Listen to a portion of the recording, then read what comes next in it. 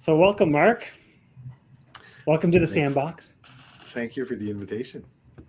Oh, do you want a certain handle as your name instead of? I know you're Mark. You're Mayor Mark. Do you have like an Instagram Mayor Mark that we need to put up there? No, No. that is who I am. All right. Mm. Well, welcome who you are. So yeah, we always check in first, see how we're doing. So we'll start with you, seeing as you are the guest of honor today. How are you Yes. doing? Oh, great. I'm on the campaign trail, which means that sleep is low, energy's high, feedback is welcome, having wonderful conversations Mm.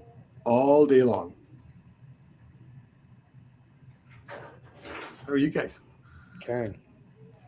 I am continue to be a traveling road show, and so every week you see me in a different room, in a different home, doing something different. I've got a new word now. I'm nimble. Yeah. So I'm embracing nimble. I realize this is the universe is teaching me nimbleness. So I'm doing well, and I'm nimble. It's funny. Nimble's a word that we use a lot in our work, but you haven't used it in our personal lives. Mhm. I can ping off of that. I'm having to be very nimble in my life and home and all the renos that I've got going on because it doesn't seem like I can finish one thing before the next thing pops up. And the latest thing that's popped up is rebar out of my wall. So I need to deal with that. So other projects are taking a back seat while this one, yeah, paint doesn't seem quite as important when the wall holding it up has rebar sticking out of it. So nimbleness, not a bad place to be. Protruding rebar, not always a good thing. Anywho, that's it for me for now. We are here having a conversation with Marc Babineau. Oh, it didn't save. Hold on. What are we doing? We are. A conversation with Mayor and Coach Marc Babineau. Not necessarily in that order. All right. Always. Well, They're never in order. here we go. A conversation with Mayor and Coach Marc Babineau, small b for some reason, because I went too fast. It's okay. I'll compensate by my presence. Yeah, no, it's all good. Why don't you catch us up a little bit, Mark? You wear a lot of hats, so why don't you let us know where you're at and what hats you've got going on, and then we can get into maybe how things are going. Well, I still have my work economic development hat on, managing a team of auditors, which is always great with conversations. We don't always deliver good news, so sometimes that's a thing. Um, Listen, family life is great, and we still have the doggies. We had five. We lost one not that long ago. Our Hope, which was the grandmother. So that was.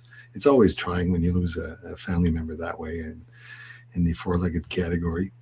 Um, but the others are there as well, and they keep us on our toes and entertained, and all the affection is always helpful.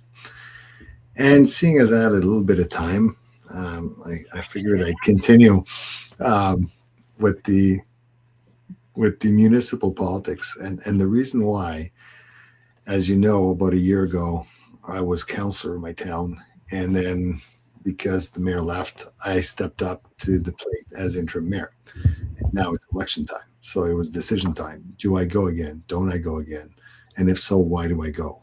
And I've obviously chosen to go again because there are unfinished things. There are conversations still to be had. There are files still to be finished, started, expanded. That's the political realm. But more so because I want to keep taking care of a team. Because as mayor, you do not make decisions. As mayor, your agenda literally doesn't count because you don't vote. So you're asked to play a role of organizing meetings, leadership, spokesperson from the group, and then you have to defend the decisions of council, all for which you don't necessarily have a say. So it's the ultimate leadership where you have to consolidate the needs of the municipality with the agendas of every citizen and the agendas of the councillors into one direction somewhere where hopefully most people are happy. So it's a fun challenge, and taking care of people, as you know, is something that I hold dear. And my slogan: people don't care how much you know until they know how much you care. Definitely have the experience and the education for it, but what I bring to the table is my level of care to the topic at hand, whatever that is.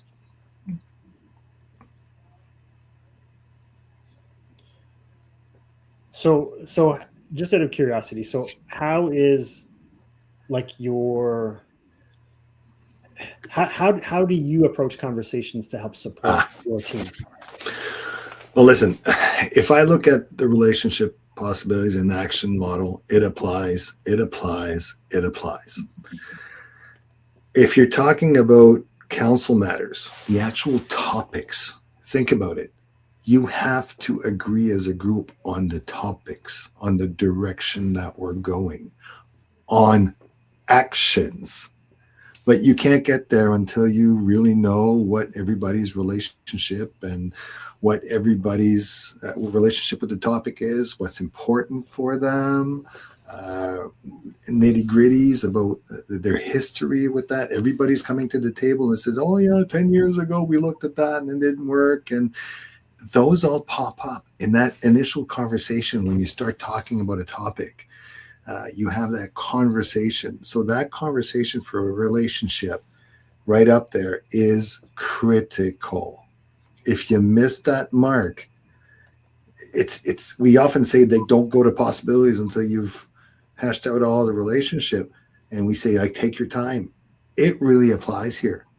Because if you move too fast, it's not just failed actions. It could be millions of dollars of money. It could be impacts on people's lives. Municipal business affects 60% of all of the government decisions that affect a person is at the municipal level. They like our employees and us, like we can't hide either. You can hide in the provincial government. You can hide in the federal government. You can kind of do your job and not interact. For some people you have to, but most people don't. In the municipal government, everybody is hands-on with the public all day, every day, no matter what job they do.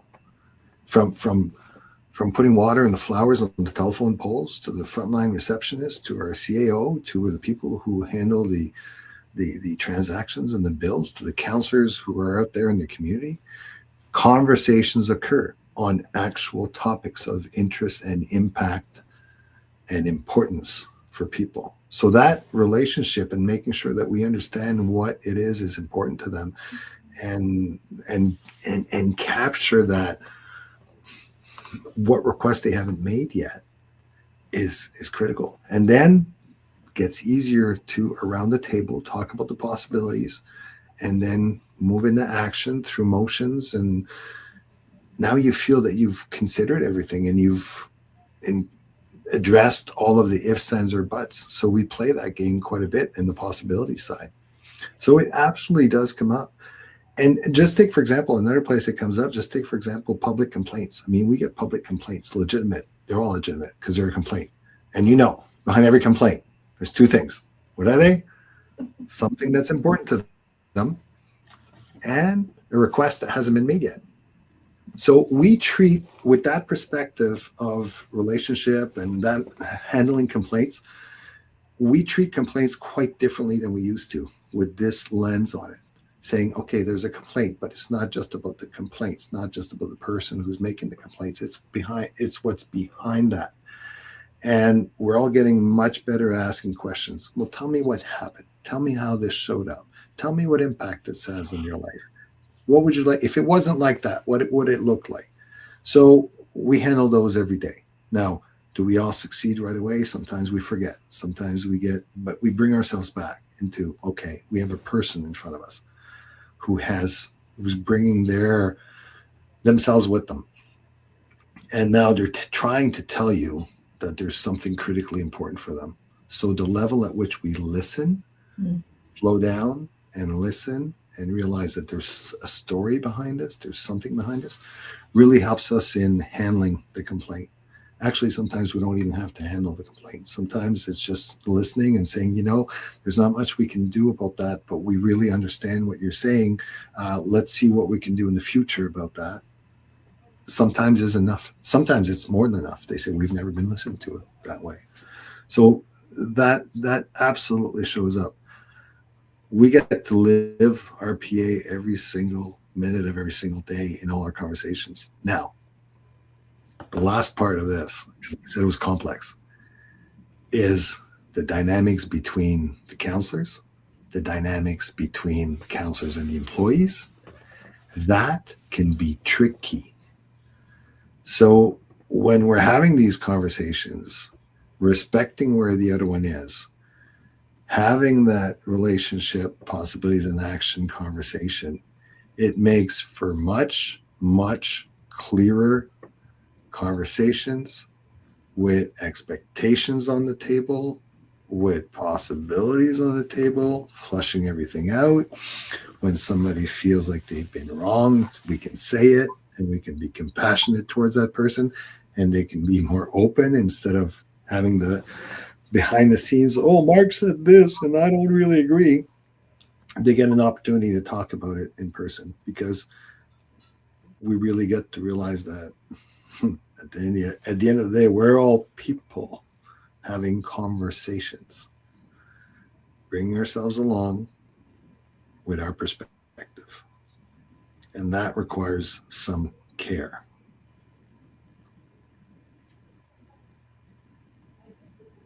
It's funny, Mark. Every time I had like a follow-up question, you would answer the question before I would ask it, because I wanted to ask. So how do you get the team to row the boat in the same direction? Because everyone's got different ideas. And then you answered that. And then I was like, okay, well, how do people feel when it is that you are able to give them space to be heard? And you're like, I answered that one. And then whatever the last one was, I can't remember now. It's like you put them all in place before I could ask the next question. Well, listen, I have one. Go ahead. If I can understand, this is what, a year that you've been with your team? Yeah, I've been with the team for 3.5 years, but I've been mayor for 1. So I'm curious to know, how did you organically bring them along? And what's been the toughest part of the process of just navigating, like we talk about our hardwired ways of being in this kind of environment? I guess that's it's going to be an amazingly easy question to answer. Bringing them along, the day that we had to jump into action because the mayor quit, the first thing I did was I called everybody and I said, this happened. And I said, I'm being asked for an interview with the CBC. Do you want to be part of the interview? And they said, we're going to be there. And everybody showed up. And we had a little powwow before. We talked before. We had a conversation on expectations. And my first question was, you can say, even though I was deputy mayor, you can appoint somebody else. Do I have your support? And it was a yes. I said, okay, well, here's my commitment. I speak on your behalf. So I need clarity on what you want to be said. So we're going to be having conversations. And that way I'm clear when I'm speaking outside of these walls on what you want me to say and why, because the why is important. That day, I didn't get an interview with CBC. We all got an interview with CBC because we showed up as a team. And everybody was open to speak, and they did. And it was amazing. That was a very good foundation of trust between all of us, that we didn't orchestrate anything. It was just simply, we're showing up as a team as we are, and you feel free to speak. I may be the spokesperson, but we all have a voice. Since then, it's been every single topic gets talked about. And you might only imagine there have been some tricky ones, both from the external, both from the stresses that we live having to make the budget work with limited resources, and we went through a freeze as well, where the money we get has been frozen as to how much more we get every year. So even if the tax rates go up, we don't get more. So the budgetary constant, everybody's priorities, having to deal with the public, everything gets talked about. Everything, nothing gets hidden away. Otherwise, it's a pressure cooker. It's a pressure cooker. That's your fault, Karen. You made me a metaphor monster, so now you get the pressure cooker metaphor. But a pressure cooker just cooks and cooks and cooks, and if you open that too fast at the end, then it just hits the ceiling. So the pressure cooker has a certain process to it. You got to respect the pressure cooker. You got to respect that sometimes things are going to boil in there, and the pressure increases. So there's a little button on top. You got to press and say, okay, let's wait a minute. Let's let this brew a bit. Now let's open it. Let's be careful, and let's respect the tool. So we respect the tools of conversations and making sure that we have those conversations. If there's a level of complexity, it's that every one of our conversations is public. There are no hidden meetings anymore in municipal life. Everything is public. So that means that we need to be very respectful. We also need to be very concise and but also very thorough at the same time. It adds for a little bit of complexity. But I mean, getting them to work together, once the atmosphere, the environment is built on, you can say what you need to say, and a lot of the other people don't take it personally, and they actually get curious about why they said what they said instead of getting offended by it. It allows for a lot more clarity. I mean, do we still get, oh, why'd you say that, and get offended? Absolutely. But we can snap out of it.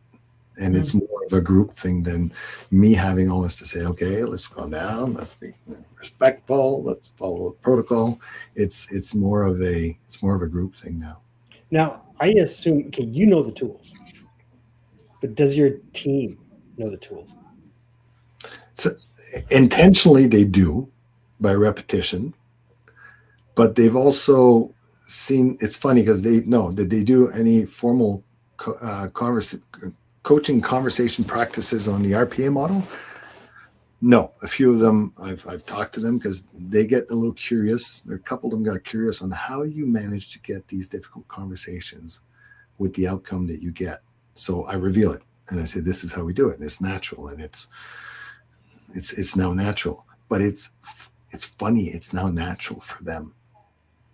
It's not uncommon for somebody across the room to say, well, what are you afraid of? And why I said it was going to be easy, they are practicing open-ended questions. And sometimes it's like a closed question comes in, and I think it's not going to be supportive. So sometimes I'll say, okay, that was a yes or no answer, and you got your answer. If you had another question to ask, what would it be? Think of an open-ended question. What do you really want to know? What do you really want to know?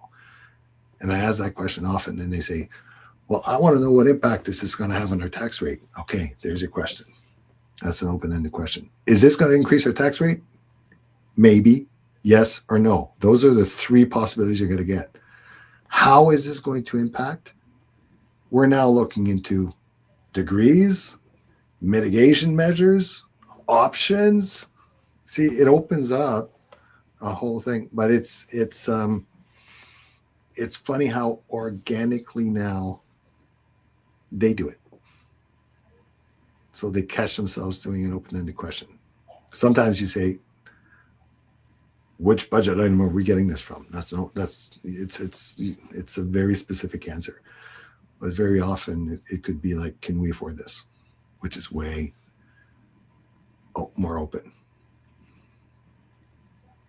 Or what can we afford? What can we afford? When can we afford it?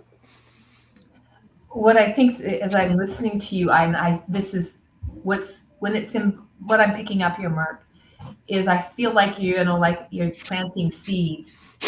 You do that by just, inviting in or modeling or how we show up. We talk a lot about this in the coaching work, that this is inside work. How we show up affects the impact of inside others. So Mhm.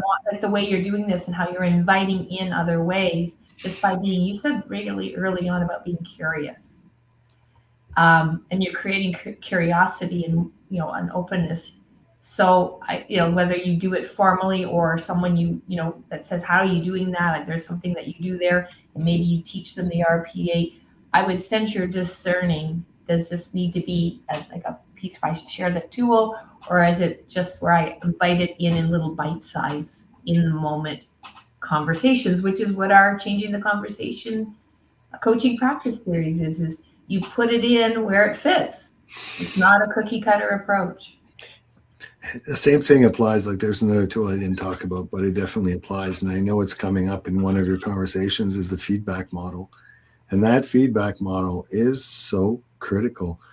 I have to get into a meeting this evening, and there's going to be a closed portion where I have to kind of bring back certain deviations from what we see as being acceptable behavior on social media posts and various things and Privacy Act. And using the feedback model is going to be my go-to in saying, okay, how is this going well, tricky, and do differently in approaching it, because there are some people who are going to be targeted by this conversation, or they're going to feel targeted by this conversation. And it's using the feedback model, I think, is going to serve well. I know it served well in the past when we had to do even firing people. We've used it in the feedback model. So it is a very, very, very strong conversation tool for those difficult conversations, and providing authentic feedback and making the person feel that it's not a blame game. It's an authentic feedback in a conversation. I don't want to steal your punch on the feedback model. It's coming up. So well, if you want to attend the feedback model workshop, use the QR code and sign up for the next week's feedback model. We did not stage this. We haven't even talked. Mark, when was the last time we spoke? Oh, it's been a few months. It's been a few months. It's been months. Yeah. Exactly. So I have a but I feel like it was yesterday. Of course. We've been together for a trio for 13 years, 14 years. I have a personal question for you. I know that part of wanting to make a difference in impacting others has always been very important to you. You care about people. How's this nourishing you? I'm going to say every single conversation, because I wasn't expecting any competition. I was expecting to be in by acclamation. And at the last minute, 24 hours before the deadline, another candidate appeared, which triggered me right away into holy shit mode. But then you can say it's just YouTube. We're good. But the opportunity switched, where I now get to have thousands of conversations with people on what's important to them, and authentically get curious about why it's important to them, what's important to them, and what would an outcome look like. And there are even some that just saying it makes them rise up, feel that they're contributing and that they're being listened to and that it's going to make a difference. And that is fueling. That being able to give that people that power of consultation, of being heard. So many people today say we don't have a voice. Nobody listens to us. Even if we speak, nobody listens to us.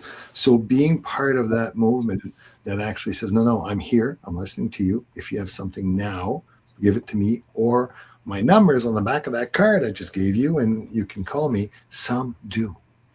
Some do. And some talk to me right there, and some call later. And it is just amazing conversations. Now, there's the upsides and the downsides. Some are complaints, so being able to handle those complaints successfully, and when I mean successfully, I mean from their perspective, not mine, is very, very, very fulfilling. I mean, some stories I can't say without starting to cry, but I've seen people who are absolutely struggling in today's financial economic difficulties, and never mind political politics, we stand there at the door and talk about their life as much as they want to. I'm surprised at how much some people want to share, and then being able to offer some type of solution when I can is just an amazing feeling, and that fuels me to keep going, because I don't know what the next door is going to bring, what the next person is going to bring. No matter what they say, it's about them. It's there you go. It's typical coaching. It's not about me. I'm saying please vote for me for mayor, but it's not about me. It's about them. I just want to highlight something that I've noticed throughout this entire conversation. I haven't noticed a rush to action at all. It seems like, and tell me if I'm wrong, you are hanging out in relationship, I want to say like 80-90% of the time. Absolutely. Getting clarity, getting focus, feeling heard, understanding their why before you even get to potentials and possibilities. And maybe there's some advice giving at the end. Maybe, I don't know. But it seems like that's where you're hanging out. Am I mistaken? No, you're dead on. It's I like the thing that now it comes naturally, but it doesn't. It's through practice, practice, practice, practice, practice. And the term practice makes permanent really applies, because that's when it becomes your muscle memory, where I authentically get to ask open-ended questions and get authentically curious. And authentically curious means you're not rushing things. You're right, Ian. You're not rushing it, because there is no rush. And the solution is usually much clearer, much faster, much more durable, much more doable after it's been flushed out through relationship and possibilities. It's, and I say because you do know, but it's great to see people feeling it and experiencing it and being part of that conversation where it's not a rush conversation. I mean, I've got 2,345 voters. Sorry, double that. I have that many doors. Sorry, the real data is 2,345 doors, and I'm trying to do as many as I can. And I get caught between rushing to do as many as I can versus taking that half hour to stand in the doorway and talk about whatever's important to them. So no, it's not being rushed. It's not, if I don't get to them all, I don't get to them all. I will at some point, hopefully. But it's about whatever's happening right there. I'm just picturing you on a cul-de-sac, and you're there the entire week. I'll be back tomorrow. Don't worry, I'm coming. Seeing you. Please sit food. Mark, we saw you coming in our neighborhood, but you did 2 doors and then you left. Yeah, it was dark. No, it's lucky, and I do get to do this with my wife Carla, because very often she's my driver, and for her, because sometimes I'm a half an hour in the house and she's waiting in the car. So she's my number one fan, and I appreciate that. I couldn't do this without her, and and she gets to witness all this as well, and she gets to hear at times some of the, because it's not all complaints. We get a lot of praise saying you're doing a great job, please continue. But again, that's not about me. Then the question becomes, okay, what do you like? What causes you to say that? They say, well, we really like this or this or this, and that's not what I thought they were going to say at all. I'm so glad I asked the question, because it wasn't at all what I thought. That's like a reverse version of feedback, right? Where you're actually asking for the information you need to get better or to understand where you're doing well. That's a cool way to integrate feedback. And it's also, we know getting examples and specificity is Mhm. really important. So you're aware, you're again, your curiosity going, this is open. I'm going to go into this store, even though they're saying thank you to me. I'm curious about specificity of that, so I know what they're saying. Mhm. Lovely. There's less, yeah, there's less and less people getting involved in municipal politics. Yeah. And a part of it has to do with some of what they figure they have to endure as part of the Yeah. job, which is the complaints and the feedback and some of the aggressiveness. But it's all also part of not taking it personally, because if you're standing there Do and you have a somebody's book, giving Mark? you Do you have a complaint, book on that? well, it's kind of a long time running, but it is a topic that's near and dear to my heart. Um, but it is a book in the making, and of not taking things personally, because if you're going to take everything personally, then you wouldn't do this, because it would be too hard. But understanding that whatever you're receiving is coming from their perspective, it's about them. If that's why I asked the question, if it's a complaint, well, what's important to you? What do you need? What would success look like? What requests do you have for me right now? And if it's all positive, it's also not about me. Mark, you're doing a great job. Thank you. What are you liking about it? Because Mhm. it's also not about me necessarily. I could have the same topic on road patching, and this person really likes what we're doing and this person doesn't, but there's different perspectives, but it's the same road patching. Okay, it's the same thing. So what is it you like about it? Was it the timing? Was it whatever it was?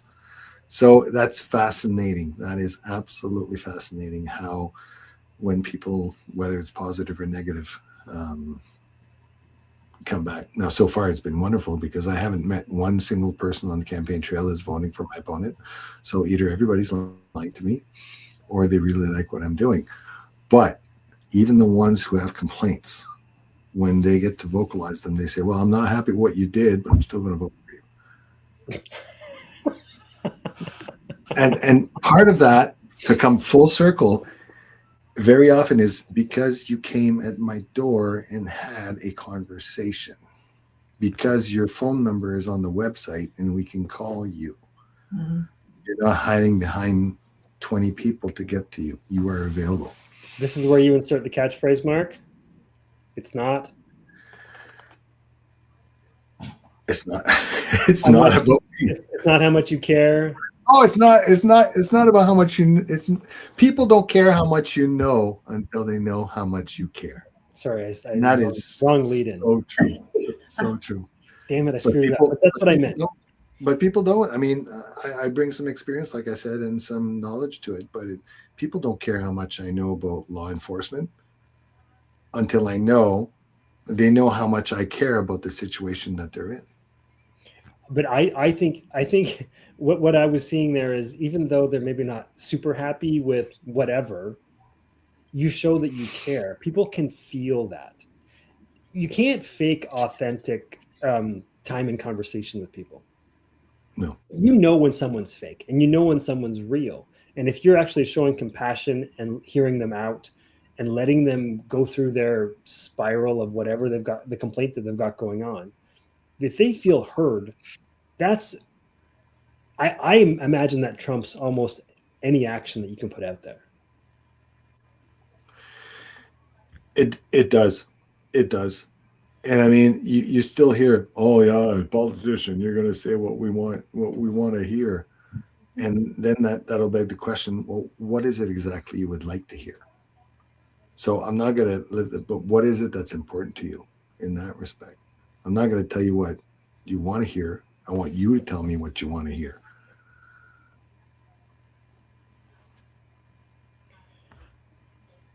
It's Mark, fun. I don't Fun. want to pat you on the back too much, but you are like the example of how a leader should lead in my view. And I haven't heard any of this. So hearing how you integrate the what we consider to be the coaching practices that we use in our conversations, like you're modeling that nonstop. And you don't have to be a coach necessarily to use the tools that we are sharing. And it just shows to me, to Karen, that you're a real world example of how you can integrate these tools in conversations that matter anywhere. Mm-hmm. It doesn't have to be on the coaching conversation, like booked time where we have 45 minutes to go through your problem and figure things out and send you on your way with a 2-part plan. It's day to day, moment by moment, 20 minutes at the door, or in a council meeting when someone raises a complaint. Mm-hmm. It doesn't have to be a big thing. Well, that's what Thank you. embodiment is, right? It be like you said something a couple of weeks ago, Ian, and it never left me. You just said like about coaching is I'm not a full like it's not who I am. It's part of what I do. But embodiment means it starts to just show up when it's necessary, when it's valuable, when it feels like it's the right moment to bring it in, and that's embodiment. And so your practice is on full duty right now, Mark, because your primary role is to listen. And when we pick that up and we learn how to listen differently, and just to build on another kind of thing that I heard once and it stayed with me for a long time, and I try to remember this, is people won't remember what you said. They won't remember what you did, but they'll remember how you made them feel. Mm-hmm. And so even if they aren't happy with what you did as whether it was you or your road patch job, it's how you show up and how you make them feel. And that's why people vote. It is truly about I trust, because this is, you said the trust word as well. Mm-hmm. Like I have to go to make a choice on that ballot. Who do I trust? Mm-hmm. And it's built on a relationship. It's built on authenticity, all the things that you talked about. And I'm just so happy. I just want to say this because this has been something you've wanted to do, is to make your work into getting involved in the bigger world of politics, to make a difference. Right now it's in your community, and I can see you making a difference in our country, but because there's a ripple effect of this. And I'm just really happy to see that happening for you. And I'm really happy for ourselves because we need this kind of leadership presence in these times even more now. So thank you especially for when we have an example of maybe the worst version of it south of us. Yeah. Right. And this seems to be the best version of it from my point of view, north of there. Well, I'm going to say thank you for the comments, but more so thank you for the opportunity to practice, because we've been working together, and that practice that we've had together, the practice and practicing, because they're two different things. The practice is the actual work, but the opportunity to do the practicing of this helps to make that muscle memory grow and really become that reactionary mode of being there, being present, listening, asking open-ended questions. It is hard for a lot of people to go there because some things are uncomfortable. But when you practice, and you trust the model, and you trust the idea of being open, that's what you both gave me so that I can do this. So kudos to you two for embedding that into me and the metaphors and everything else. But it's something that it just raises the value of what you do in the community, because I'm sure that I don't know if you're there yet, but in your minds, I hope you can walk away from today's conversation knowing that the seed that you planted in me, that grew and made me in a position where I can transfer this intentionally and also unintentionally in my conversations. The conversation I'm going to have tonight with that person who has an issue is going to be way more pleasant and productive because of what you do. I don't know what to do with that. We can only say thank you, right, Ian? Yeah, I struggle with those. Yeah, thanks. Well, Mark, thank you for carving out time for us in these times for you. We enjoy your voice and your presence and everything you bring to us. Thank you. Any plug that you need to make, Mark? No, I mean, listen, if you're in my community, vote for me. I really want to ask for your vote. What community is that? The beautiful town of Chandari. there's a story about Chandere. It's a beautiful story. But it was great, and I appreciate it. And this happened between a debate and a council meeting. So high energy, high stress today, but this was my playtime in the sandbox. So part of the stress and the debate is over, and the stress comes in after, but I'm really appreciative of this opportunity. Awesome. Thanks, Mark. Thank you again. Good luck Thank and you. take care. Thank you.